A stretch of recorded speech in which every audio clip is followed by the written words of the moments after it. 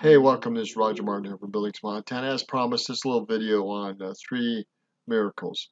This is from LDS Living, and it's about this is a picture of the Logan Temple. It's about the mysterious paper found led to a temple miracle. In 1884, a mysterious newspaper from England made its way into the hands of Elder M. Russell Bellard's great-grandfather, and the event is described miracle that changed the family forever. Now, the Utah Logan Temple was dedicated in May 17, 1884. Bishop Henry Bellard was a Logan Second Ward, busy interviewing members and writing recommends.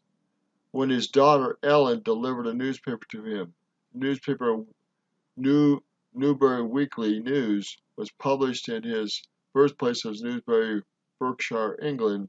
The paper's date, May 15, 1884, indicated that the been printed only 3 days earlier.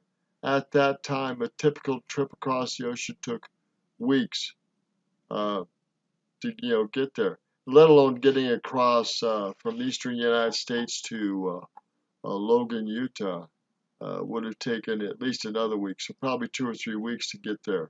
But this paper was dated 3 days earlier. 3 days earlier.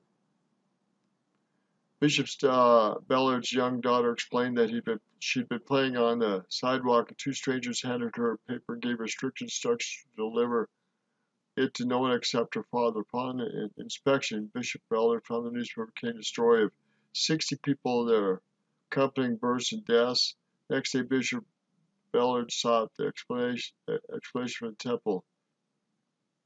President Marion W. William, and listening to the bishop's story, Bishop Merrill said, "Brother Bell, someone on the other side is anxious for the work to be done.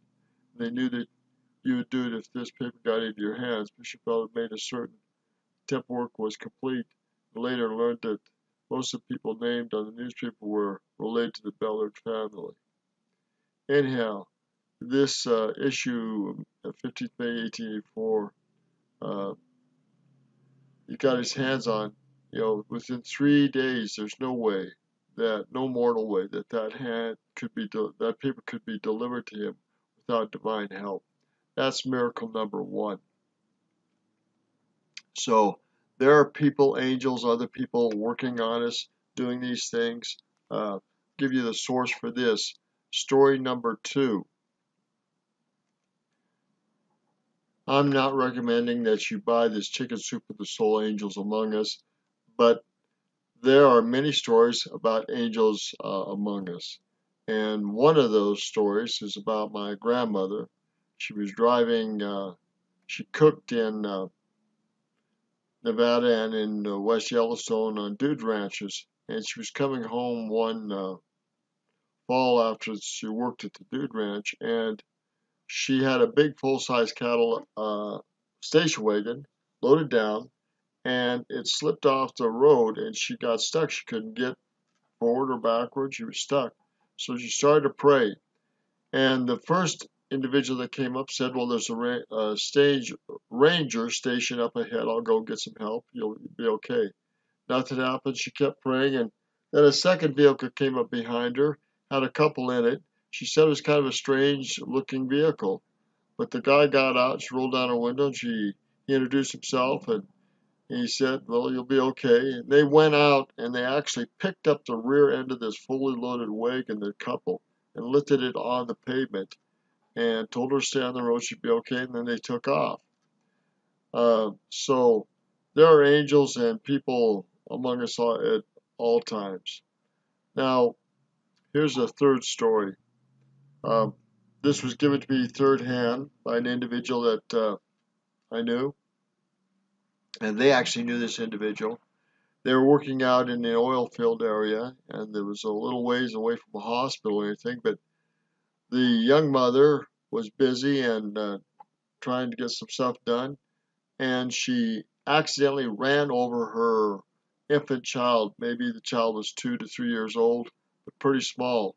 And the tire tracks went through the midsection of that baby and through over his head, and it was dead.